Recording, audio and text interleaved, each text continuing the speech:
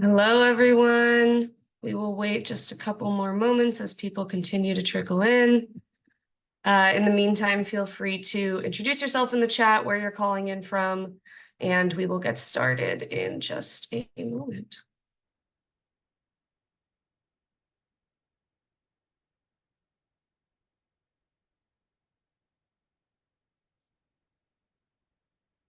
Alrighty, as folks continue to trickle in, I'll just get started with a bit of an introduction.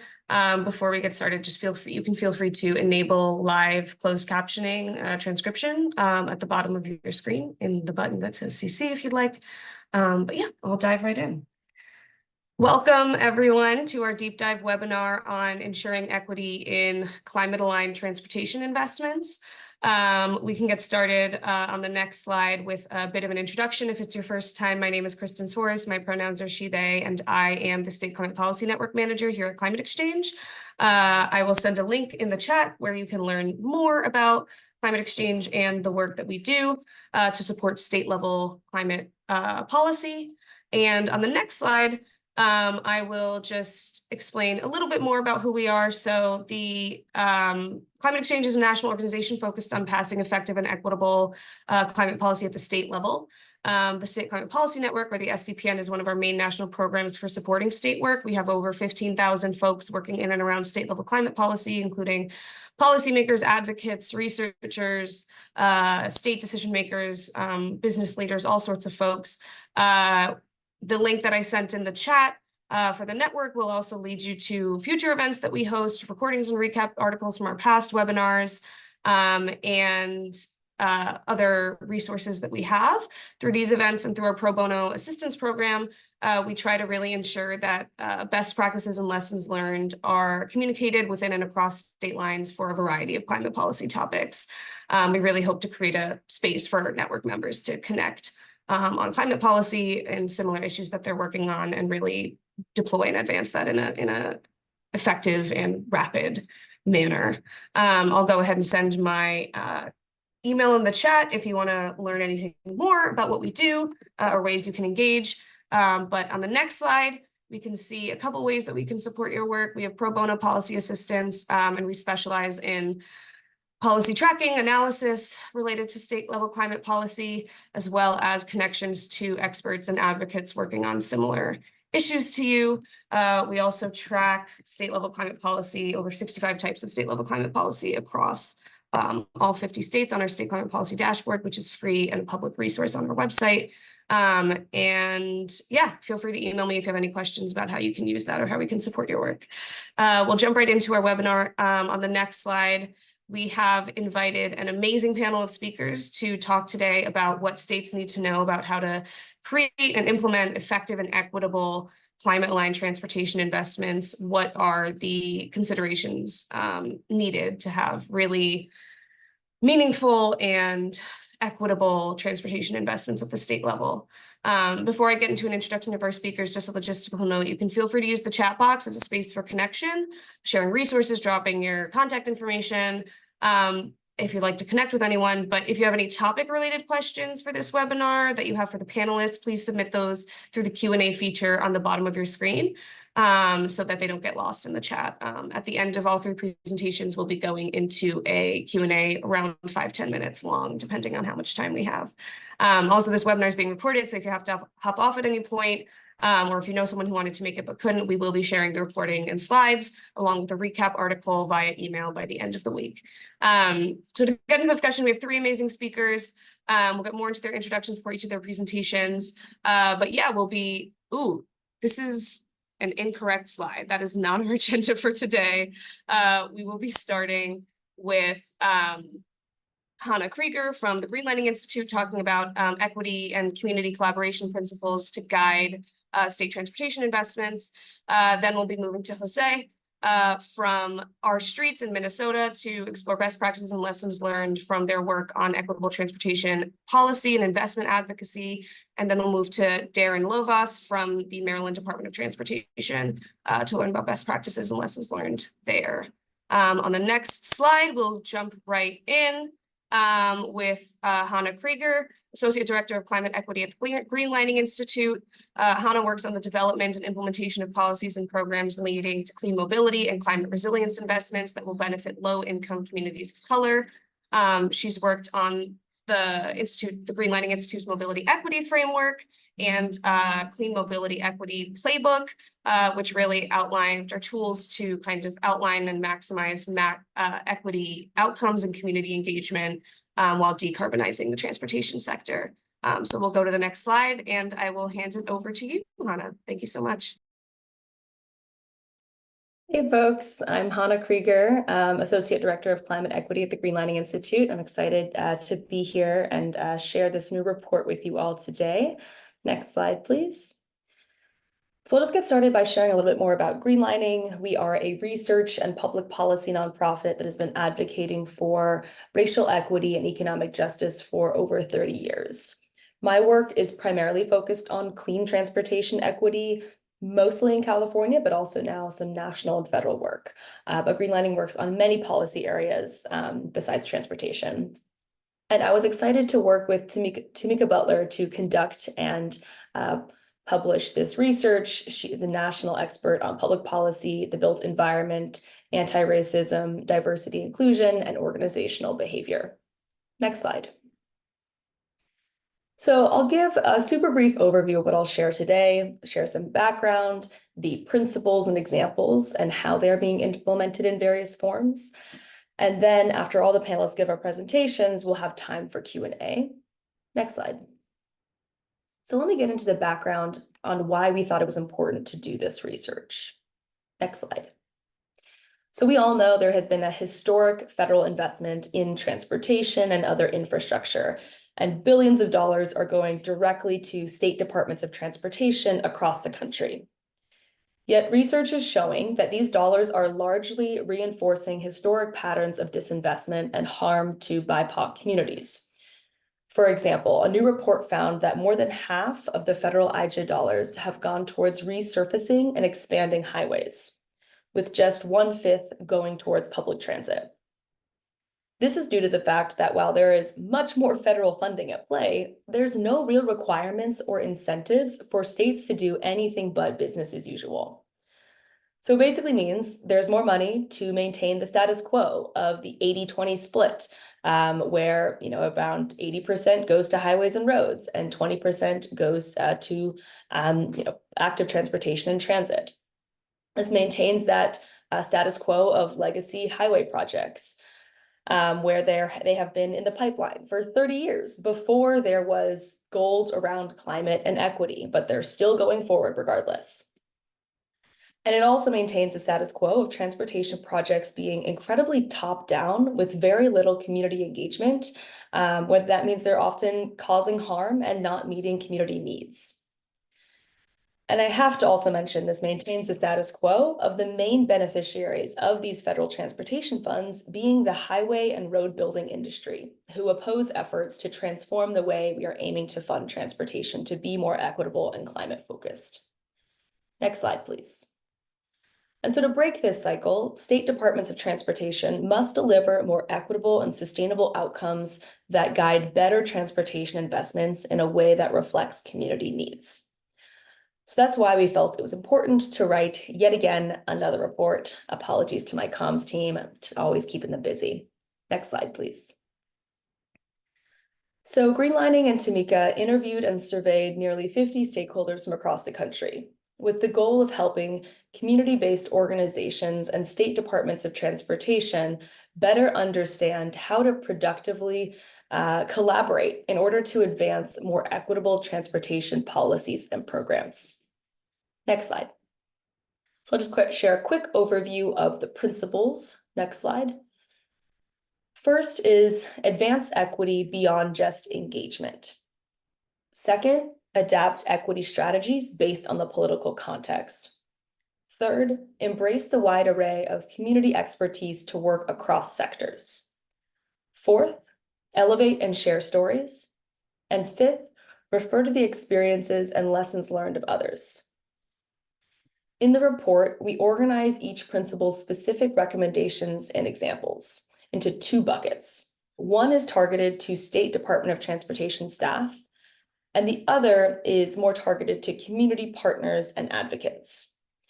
And so when I go over each, I'll just share a small sample of each of the examples, but the full report has many more examples included, and I can actually drop a link into the chat that has the report as well. Next slide, please. So first, advance equity beyond your traditional community engagement. Equity is so much more than just engagement.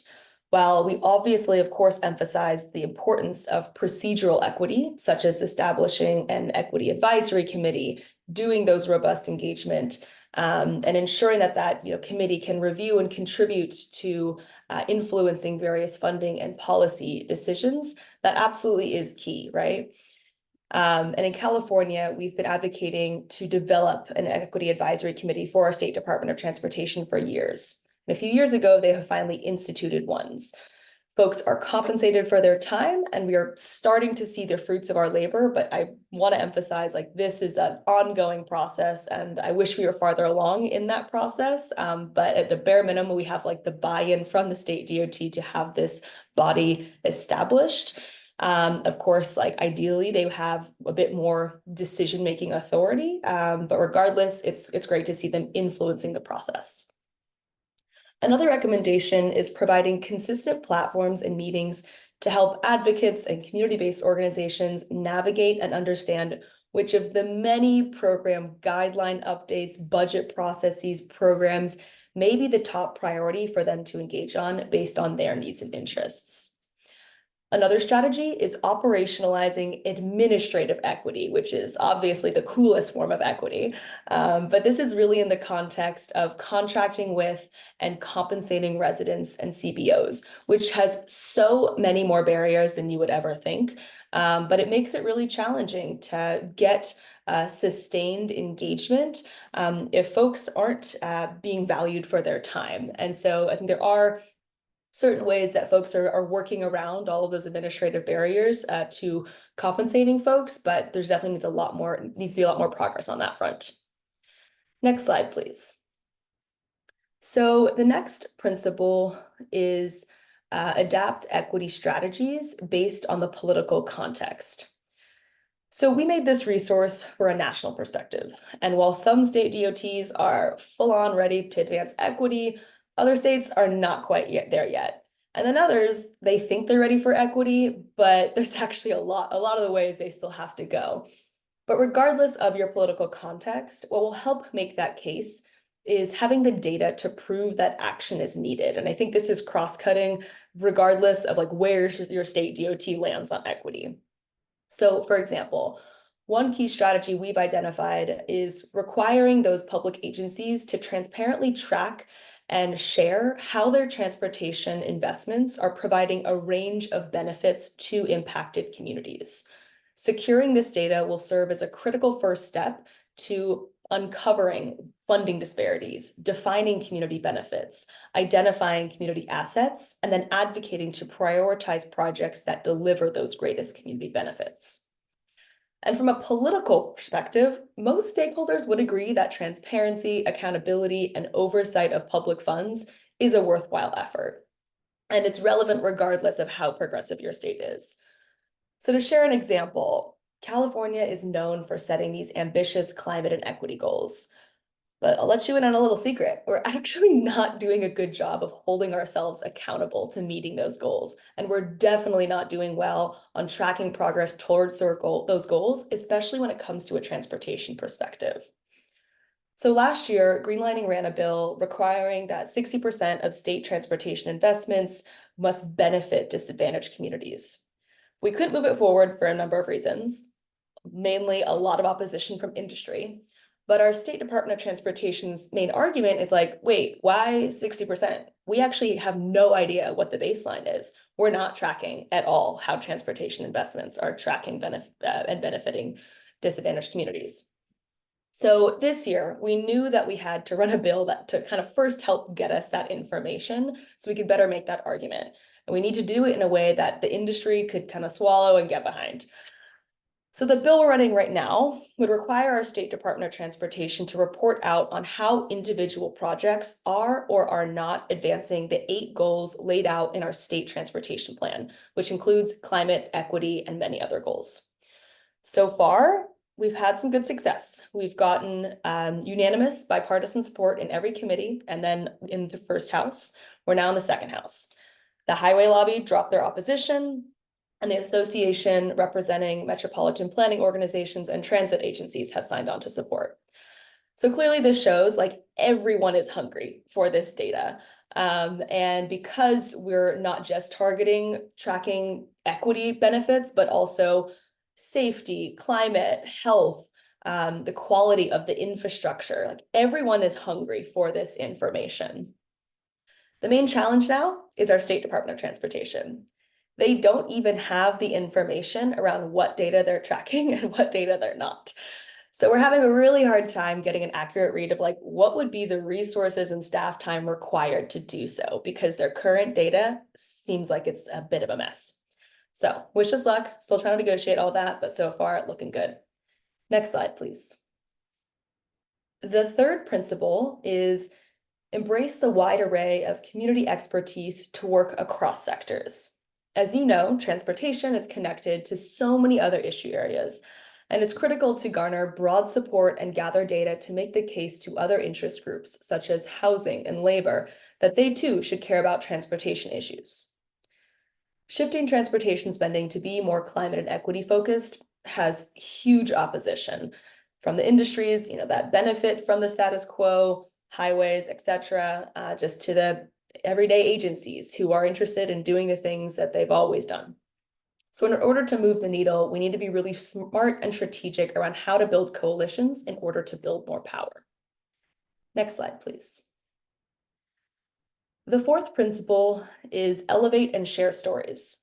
Narrative change is an effective tool for transformational change. And storytelling is central in so many BIPOC communities of color cultures. It's important to celebrate that tradition and craft stories that share what transportation funding and projects mean to people's everyday lives, health, wealth, and quality of life.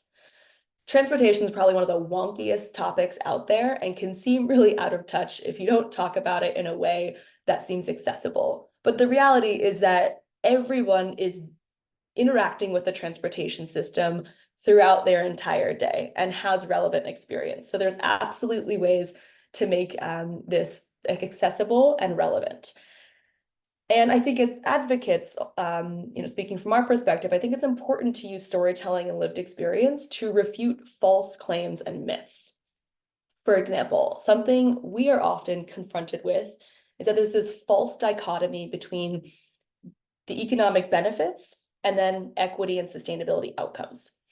This has been showing up a lot in our advocacy as we've been, pushing back on our state DOT around why is so much money spent on highways versus walking, biking, and transit and electrification. So that naturally pisses off the highway lobby, the road building industry, and they've kind of tried to use this as a wedge and create this false narrative that our transportation investments are either prioritizing jobs and labor or they're delivering on our climate and equity goals, when we know that's not the case. And so I think advocates can use storytelling and lived experience to combat that narrative and show that these things are actually much more nuanced and in fact are intimately connected. And, even that the laborers and folks who are building roads, they have to live in communities where they don't have safe transportation options. They have to breathe disproportionate air pollution. Next slide, please. The last principle is refer to the experience and lessons learned of others. There's never a need to reinvent the wheel. And so without digging in too deep, I'll just refer folks to the section of this report, which has such a wide array of examples and case studies of what other local regions and what states are doing to advance equity in transportation funding and planning and decision-making processes.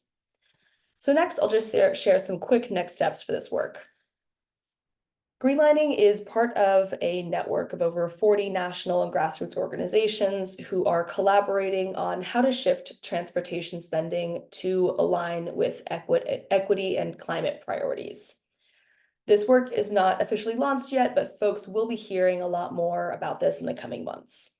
And these principles that I just shared are certainly relevant to that work, and likely will be advanced through various avenues and are already being advanced, through advocates across the country. And so from Greenlining's perspective, will be a great opportunity to continue advancing the work that we're already doing in the California legislature and with our State Department of Transportation to reform how state transportation funding advances equity and climate goals. So keep an eye out for more information here as we to work on this reform state transportation spending and how it connects to a broader national campaign. All right, so that's all that I have for you, and excited to hear the rest of the panelists and answer some questions later. Thank you so much, Hana. We can move on to the next slide. There's some contact information for Hana and Tamika, the co-authors of that report. And we can move on to our next slide and our next presenter. Jose is the executive director for Our Streets, where he has worked on developing reparative justice campaigns across the Twin Cities and the region in Minnesota. As the executive director, Jose is working to ensure Our Streets continues to emerge as a national leader in advocating for streets that prioritize racial, climate, and economic justice for all. I'll hand it over to you and we can move to the next slide, Jose. Thank you. And I'm going to share my screen. Let's see. Pull up my...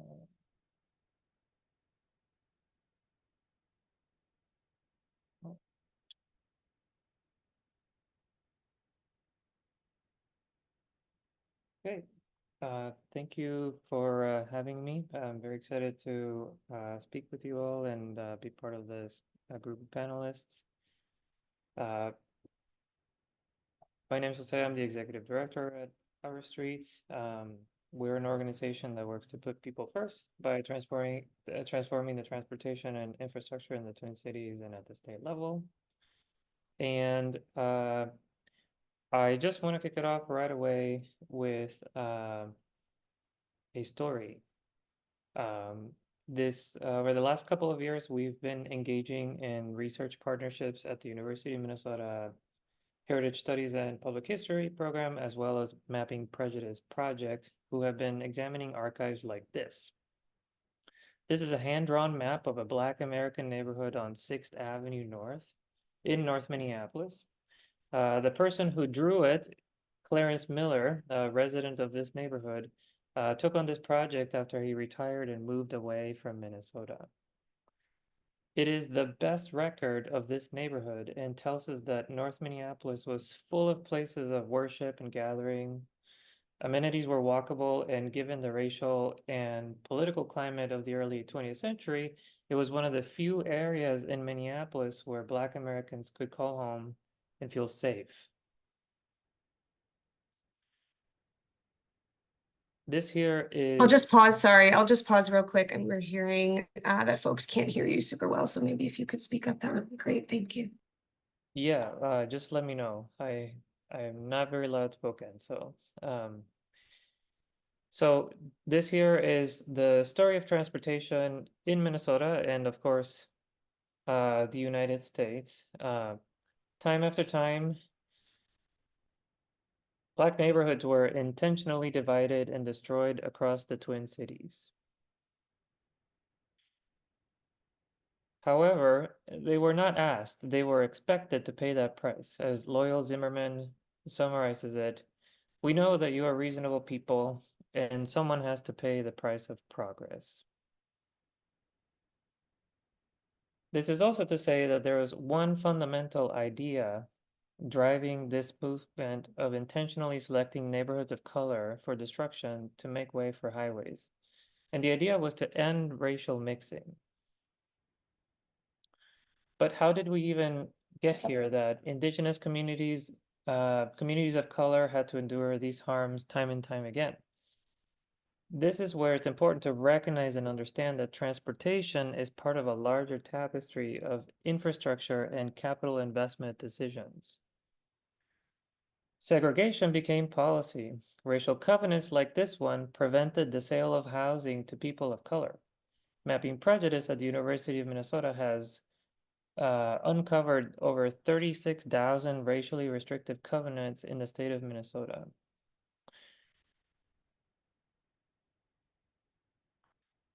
The covenants themselves are so effective that in 30 years' time, they changed the demographic landscape of the Twin Cities so that people of color concentrated in 4 major areas, as you saw before, all of which are now traversed by highways. Communities were then redlined. They were also labeled as undesirable.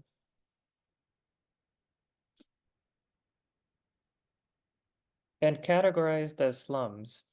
And so see here, this is a map that was commissioned by the city called the Social Saga of Two Cities, where this sociologist, last name Schmidt, Calvin Schmidt, labeled areas where people of color lived as slums, for example, and identifies the residents as Negroes or foreign born.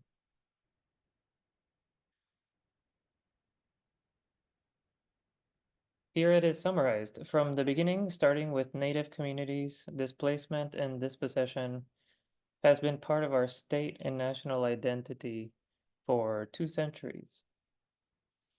Ironically, as we've been talking about a little bit, highways were introduced as solutions, as a way to incentivize white flight, help end racial mixing, and preserve the culture of respectability that was enjoyed by white North Americans. And for those who were living near the freeways and had to stay, here are some of the promises that were made with property values, investment, improved traffic, and air pollution. The realities, however, were quite the opposite. As it was explained in the webinar description that you signed up for, the biggest greenhouse gas emission culprit in the US is transportation. In Minnesota, that's no different. Woven all together, this historical tapestry helps us understand a larger picture that when we talk about communities of color who live along highways, they experience some of the hottest temperatures. They breathe the worst air. They experience the highest asthma hospitalization rates, the lowest life expectancy at birth, and the highest poverty rates. And Minnesota, as a state, has one of the largest disparities in home ownership in the nation. We are talking about the culmination of nearly 2 centuries of white communities building generational wealth, while communities of color and indigenous communities never having a chance. Our approach to advocacy is to take this understanding and lead a decarbonization movement that looks at transportation infrastructure as an opportunity to rethink the land in a way that opens the door for investments and development that can begin to repair these historic harms, and prioritize these long-time marginalized and overlooked communities with the same level of urgency that was used to cause this damage. As we've been talking about, electrification gets us part of the way there, but the timing is uncertain. It also creates a class issue. People who live near these facilities cannot afford any type of car, let alone expensive EVs, which in and of themselves create other health and climate concerns. Today, most highways in the United States are coming to the end of their useful life, and we think it is imperative to capitalize on this once-in-a-generation opportunity to reimagine our infrastructure. What happens today and over the next few years will determine how people experience land use, housing, transportation, electrification, and climate for the next 60 years. We were fortunate that the University of Minnesota in Duluth conducted this study, which tells us the economic potential for converting 1 mile of I-35 in northern Minnesota. If we apply this estimate to other highways across the country, imagine what we can do with the many miles of highways that cut through mostly Black neighborhoods across the country. This could lead to billions of dollars in growth, and if we prioritize communities that were harmed, the potential for reparative justice would be historic. In Minnesota, the transportation bill that passed has opened a door. However, its implementation will determine whether or not we are moving in the right direction. There are three important gaps that we identified, and I want to speak about very quickly today, that need to be addressed in the transportation bill. First, the vast majority of the new funding, $7 billion out of $9 billion total, was allocated to be spent on roads, bridges, and highways. In other words, vehicle facilities and infrastructure. The second is that the rule for the DOT to examine and reduce vehicle miles traveled before a project enters the State Transportation Improvement Program excludes highway projects that retain the same lanes and only applies to projects that are entered after 2025, essentially giving the DOT a green light to rebuild highways in almost 2 years to cram in more highway projects. Last but not least, the bill is lacking the critically important and much needed housing, anti-displacement, and community development benchmarks that would allow marginalized and low-income communities to benefit and prosper. And I'm going to go through some of these quickly. Our approach to advocacy is intentionally designed to integrate what we feel are key components to succeed over the long term, starting with coalition building. Oftentimes, legislation is passed without any input from impacted communities. So we have aimed to build a concentric model that prioritizes impacted communities as the primary voice and leads stakeholders in the process. And just this past month, we launched what we're calling the Minnesota Community Over Highways Coalition. And the idea is just that, to put impacted communities at the center of the coalition as our core partners, to build a community development program where we can host engagement events, open streets events, imagine events, and other kinds of closures to make sure that communities are heard and they get an opportunity to provide feedback and input, and that the events themselves reflect the richness of each of the communities.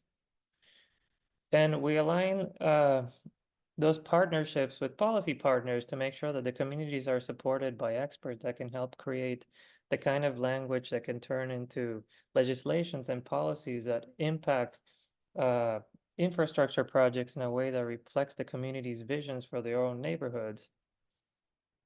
And of course, as I've been showing you, maintaining a strong relationship with research partners to make sure that when we're talking about public history or technical research or working with engineers, so that these visions can be realized in such a way that we can advocate them at the state level.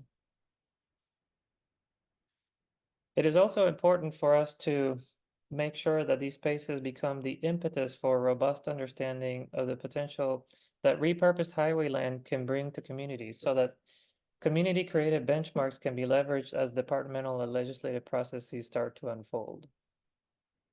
Our research partnerships go beyond engineering and modeling. We also work with storytelling and public history. And through these research partnerships, we've created historical exhibits about the impacted neighborhoods. Because we feel the past cannot be addressed or repaired if there isn't a clear and shared understanding of this history. We host events like Open Streets, and through these events, we try to make sure that transportation, climate, and history, as was said before, since they are not fun subjects, and they also do not appeal to people who can barely make ends meet, we make sure that this information is accessible in spaces where they can enjoy food and music and information all at the same time. We also aim to help communities truly imagine the potential of highway and street conversions that prioritize revitalizing and reconnecting neighborhoods. Just recently, we finished a 90-page report on what is possible with the 7.5-mile stretch between downtown Minneapolis and St. Paul. And we've been asking the Minnesota Department of Transportation to adopt recommendations to fully consider a highway to boulevard conversion on that section of the highway, and also incorporate at-grade options into their project that include land use potential for the remaining land. In this report, we also highlighted for communities to understand that we can model the economic impacts and community development impacts of such a highway conversion. We also conduct research and work with independent pollsters and engineering firms so that we can make data about highways, as well as data about traffic and traffic evaporation, for example, and information about highway conversions more accessible to communities and legislators so they may better advocate for themselves and transportation equity across the state.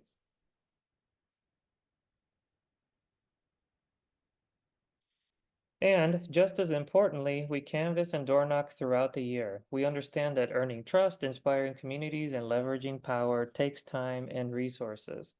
But we believe if it's done well, transportation advocacy can be scaled to have the necessary impact to ensure our communities are well organized to lead a sustainable movement to decarbonize that also repairs and heals past harms, and for the next generation to access wealth building opportunities that have only been primarily enjoyed by white communities and people who have been fortunate enough to live away from highways. Our goal is to scale that work, to continue to research and model highway conversions, multimodal streets, and permanent street closures, to unearth more histories about how communities lived before the highways, to host events and demonstrations that get communities excited about climate and transportation equity, and to engage more to ensure that when we arrive at the Capitol with legislative priorities, we do it from a place of power and through the lenses of decolonization and self-determination. Well, my name is Marcus Carr. I am the Director of Programs at Youth Farm in North Minneapolis. I also am a co-chair of the Homegrown Food Council here, City of Minneapolis, and I live in Harrison neighborhood. So all the work that our street is doing is something I support, I support it just because it's a new approach to social change. Seeing Open Street on Glenwood was like the most inviting and playful thing I've ever seen. There wasn't fear. You had strangers who's never ever imagined talking to each other. People dancing. I want to see it again. The idea of our streets, which is really kind of envisioning what the streets would look like if it was designed for human beings. Actually, this event really captured that well. I look at our streets and what happened in Harrison and, seeing people working together, organizing, waking up early, setting up things and feeding people, face paintings and kids jumping up and down and bouncy houses running through gardens. That is medicine. All right, thank you. Well, my name is Marcus Carr. I am the Director of Programs at Youth. All right, thank you so much, Jose. That was an amazing presentation, and really lovely to see what our streets has been up to in Minneapolis and in Minnesota at large. We will move along to our next presentation, and we will be moving to Maryland to see what the Maryland Department of Transportation has been up to. We have Deron Lovaas, Chief of Environment and Sustainable Transportation at the Maryland Department of Transportation, who works on environment and sustainability at MDOT, including developing and implementing federal transportation funding programs, working alongside local governments and NGOs to advance MDOT's plans and programs, and analyzing and advising on issues related to policy regulations and local and state work around transportation. Prior to joining MDOT, Deron worked at NRDC for over 20 years across smart growth, clean vehicles, federal and state transportation policy, urban solutions, and more. We'll go to the next slide and I'll hand it over to you, Deron. Great, thank you. Can you hear me? All right, super. So I'm going to move through these as quickly as possible. I'm delighted to be here as a longtime advocate, and I'm back in state service for the first time in 30 years. I worked for the Department of the Environment in Maryland in the early 1990s, and it's exciting to be here. And actually, you could just move to the next slide, which explains why it's exciting to be here. We have Governor Wes Moore, our first Black governor, and he is intent on leaving no one behind, and he tapped Paul Wiedefeld, who is pictured there, accepting the nomination to be Secretary of Transportation. Paul used to run the Regional Transit Agency for the DC region, and he also ran BWI Airport. And we've been pretty busy. I've been here for a little more than a year now. And so far, the governor has put out the first state plan that we've had in a decade. Just last week, he signed the most comprehensive climate executive order ever for Maryland. Also, just last week, we rolled out an update of our complete streets policy for the first time since 2012. And the program I run is the first of its kind. So we can go to the next slide.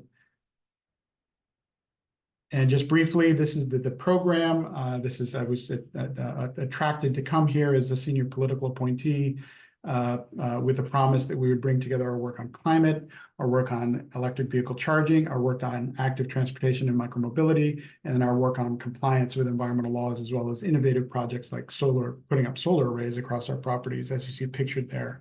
So it was just too attractive of an opportunity to pass up. Next slide. So these are the state laws that we're actually using the tools from right now in order to advance both climate investments and equity investments in the state. There was an equity in transportation law enacted in 2023, and before that, the Climate Solutions Now Act, which I think is the nation's most ambitious climate law, requiring us to achieve a 60% economy-wide reduction in carbon emissions by 2031 and get to net zero by 2045. Next slide. All right, so both those laws also included equity, including the Climate Solutions Now Act, as you might have seen from the text. I'm not going to read these. The slides are available for you afterwards, and I apologize for the text-heavy slide. Our state plan has 10 priorities, and a couple of them focus on equity and transportation, including this one. So as you can see, there's a lot of focus on increasing transit ridership, increasing the amount of contracts that go to disadvantaged business enterprises, minority business enterprises, et cetera. So that's an important priority to us. Next slide.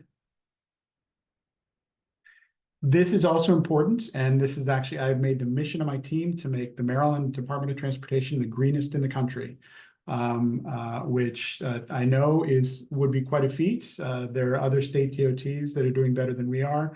And it's fair to say that all state DOTs, even the ones doing better than we are, need to improve substantially. So I realize how difficult this is. And nonetheless, this is the governor's goal, is have us be the greenest state in the nation. And I want us to be the greenest transportation agency in the nation. And that includes environmental justice, as you can see explicitly in the third bullet there. Next slide. All right, so how do we get there? For those not familiar with the way transportation works in terms of planning and actually spending dollars, states have to put together long-range plans that span 20 plus years. Ours is the Maryland Transportation Plan. It's pictured here. It was published in January. For the first time, it includes equity goals, right? So this is the first place we're embedding the need to increase equity in terms of distribution resources and increasing transit ridership and a bunch of other worthy goals into our work. So next slide. Maryland also has what's called the attainment report. So this is something that was, I think, put in place in 2009. I actually served on the advisory committee a couple of times as an advocate in the past. And this actually has specific performance measures that we need to benchmark our progress against, including, for the first time, equity-related measures. So this is the second place where we've embedded this as a priority. Next slide. All right, so where the real ball game is for states, I've always maintained, is in multi-year programs. And this is where dollars actually get programmed for specific projects. This is where project selection and development and ultimately delivery happens. So we have a consolidated transportation plan. It spans 6 years. It's a huge document. And for the first time this year, we're tracking how much money is going to underserved and overburdened census tracts. And this is defined as at least 25% of the residents qualify as low income, at least 50% of the residents are non-white, or at least 15% of the residents have limited English proficiency. The good news is that 23.3% of our census tracts fit that definition, but 31.4% of resources in our CTP currently go there. We want to improve on that. And this is the document in which to do it. Consolidated Transportation Program is actually how we determine how dollars are spent in Maryland. It's really kind of a big 6-year budget. It's about $20 billion. So it's a huge opportunity to invest more equitably. Next slide. So this is a picture of Governor Moore showing off the executive order from last week, which actually explicitly requires that when agencies put together new climate implementation plans pursuant to the order, that we address equity and environmental justice issues. And that's, I'm sorry, the photo is kind of blurry. I sat in the cheap seats at a high school where they made the announcement. So I actually took this picture with my iPhone, and I guess it's not that advanced of an iPhone, because after I downloaded the picture, I realized, oh, it's pretty clear. I'm pretty far back there, but I was in the room along with a lot of others, and this is an exciting thing for us. So next slide. All right, so that's what I have, and I guess I kind of bookend this with what I started with. We want to actually develop and deliver projects. That's where the rubber hits the road, or hopefully less rubber hits fewer roads. And we're intent on actually implementation right now. That's what we're focused on. So, and that's what's exciting about being at a DOT, is that we actually get to shape what projects actually move forward here. So we're looking forward to making a difference. Thank you. All right, thank you so much, Deron. That was a great quick overview of what Maryland is up to. And it is exciting to see some examples of the things laid out by Greenlining's report, for example, that Maryland DOT is already trying to tackle. We can go ahead to the next slide. I believe just says that we're going to Q&A, so we can stop screen sharing right now. And folks can feel free to ask questions in the chat. We have one question that I'll start with, and this can go for all panelists, but is specifically to Maryland and California. How do you calculate the quote unquote benefits of an investment in a disadvantaged community? I.e., I'm sure that there are differences between a highway and a sidewalk for a community nearby. So that is the question posed, and I will open it up to our panelists on defining benefits, especially when we look at how a lot of these investments, some of them, community benefit requirements, look at X% of investments have to be in the community, which is different from Y% of benefits have to impact disadvantaged or underserved communities. So I'll open up the floor for folks to talk about that. I could probably go first because I'll be brief. I'm hoping Hana has better news than I do. That map you saw showing where investments are going in terms of whether or not they're being funneled into overburdened and underserved census tracts. That's the first of its kind map that we've created. And more important is figuring out what are the benefits, right, to those communities. And that's what we need to tackle next. So the honest answer is that's next on our agenda, is actually figuring out how benefits are distributed across the state. Yeah, it's a really important point, right? Because sure, it could be 50% of dollars are going to impacted communities, but what if that's 50% of highway expansions are in those communities? So it's important to kind of piece that out. But even once we start tracking benefits, like, it's a super complicated business, and can be very subjective. Like, you could technically say that highway expansions are increasing economic access to the community, even though they're also polluting that community. I'm dropping a link into the chat of another report that we published recently. This is the short version, believe it or not, and there's actually a longer version coming in a few months.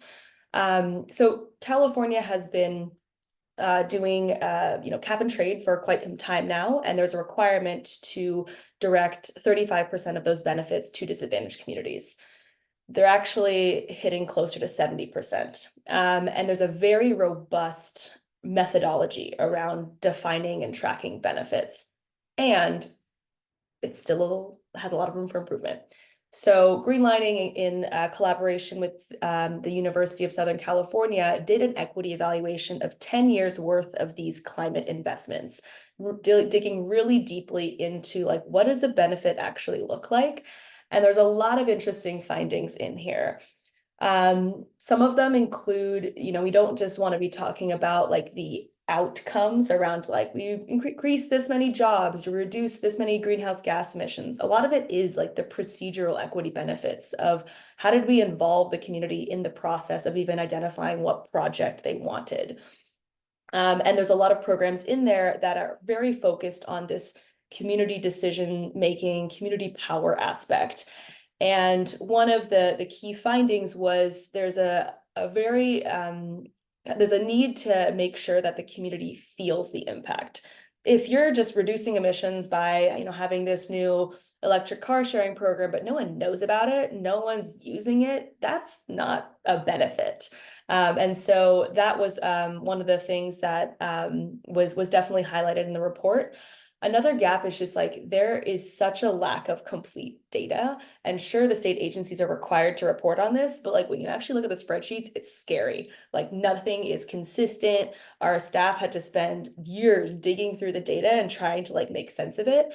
So it's another thing to define the benefits, get those right, but then tracking those in a coherent way is a whole other challenge. So I'll refer folks to that report, which does have some transportation specific programs in it, a lot of lessons learned. And then again, there's a larger, more in-depth report with more case studies coming soon.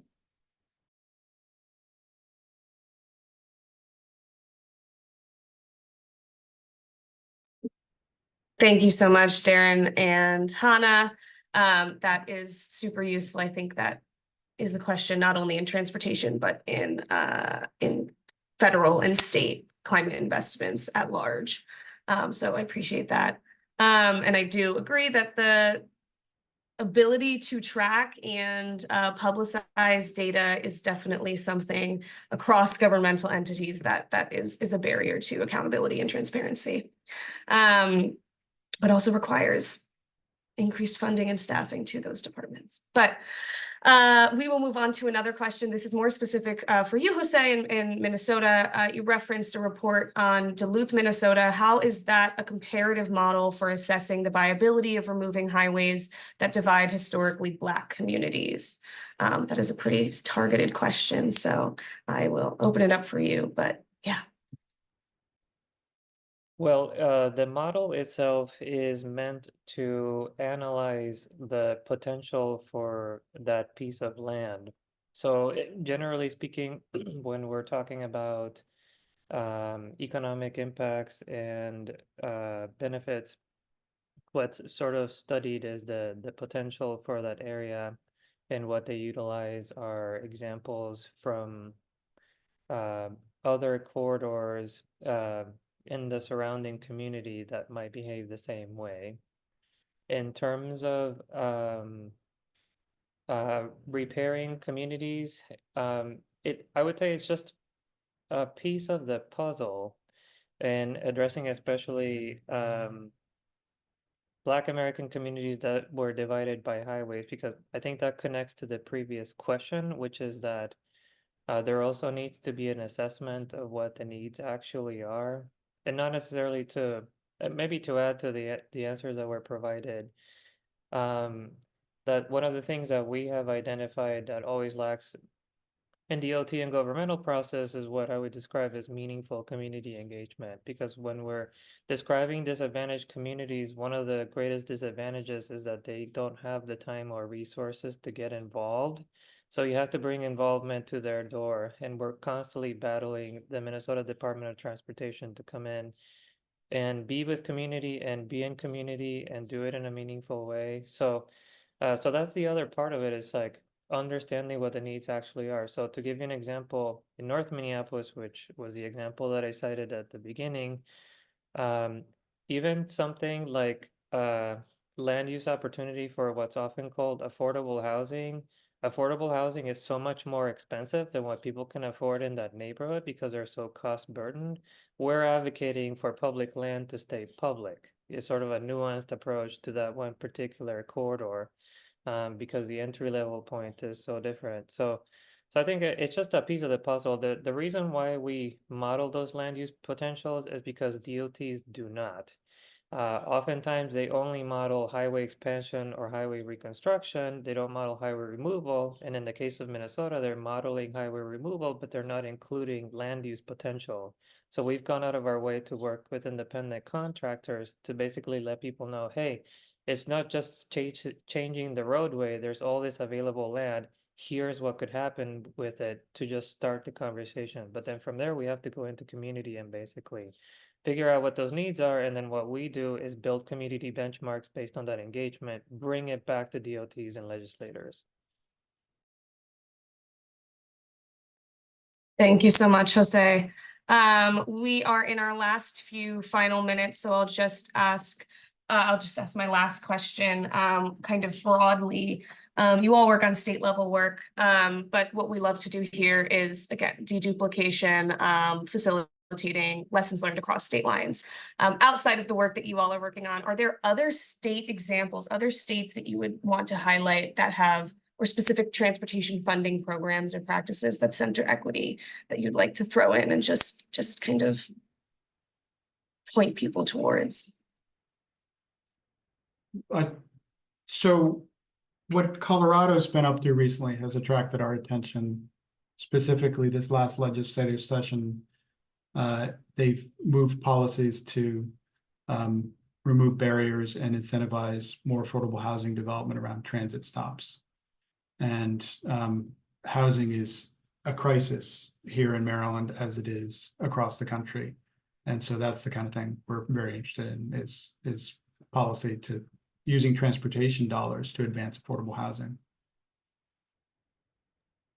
I'd also just double click on Colorado, very impressive legislative session. And just like with everything, I'm really interested to see what implementation looks like. I think time and time again across states, like we see these amazing legislation signed and just like the implementation falls short and the accountability. So I would love to see what that looks like moving forward as well. Oh, I don't know if I can choose one. There's a good highway removal effort in Detroit. There's another one in Philadelphia around 995, and Syracuse is already moving with replacing a highway. So definitely, when we're talking about rethinking highways, don't think that this is a pipe dream. It's happening across the country. All right, thank you so much for those quick and brief answers. You all are perfect panelists to have on today. But all right, we will wrap it up there. Thank you so much all for your time. As usual, a recap article and the recording along with chat box access and slides will be sent out by the end of this week. I sent my email in the chat if you want to follow up, if you want to be connected with speakers and didn't get a chance to write their contact information down. And then lastly, if you haven't already, feel free to sign up for our June SCPN call. We have national policy calls every month where folks in the network will give brief updates on what their state has been up to in terms of climate policy across sector in the last few months. And yeah, I will end it there. Thank you so much to our panelists. Thank you so much to attendees for taking the time to attend today. And yeah, I will wrap it up and say good day to you all. I hope you have a lovely rest of your week. And I'm hoping that we'll all move forward to ensure equity in transportation investment. But yeah, thank you all. Have a good rest of your day. Thank Thanks you. all. Take care.